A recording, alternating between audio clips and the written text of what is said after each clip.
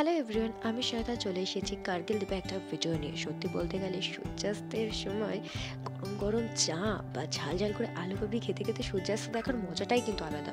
সত্যি বলতে গেলে এই কার্গিল দ্বীপে কিন্তু নিজের ফ্যামিলির সাথে বলো বা নিজে একা বলো বা নিজের প্রিয় মানুষটার সাথে বসে কিন্তু সূর্যাস্ত দেখার মজাটাই আলাদা। যাই হোক, একটু বেশি রোম্যান্টিক হয়ে গেছিলাম।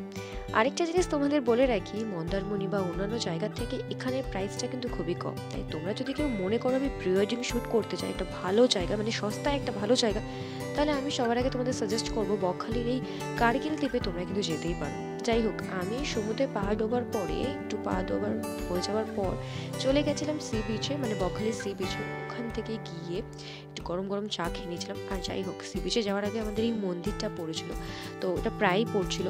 তো সেখানে একটু ঠাকুরের দর্শন করে চলে গেছিলাম হচ্ছে একবারে সি বিচে। ওখানে গরম গরম চা খাওয়ার পর চলে গেছিলাম মাছ ভাজা খেতে। আর সত্যি বলতে গেলে বাড়ি আসার পর ভীষণ মিস করেছি।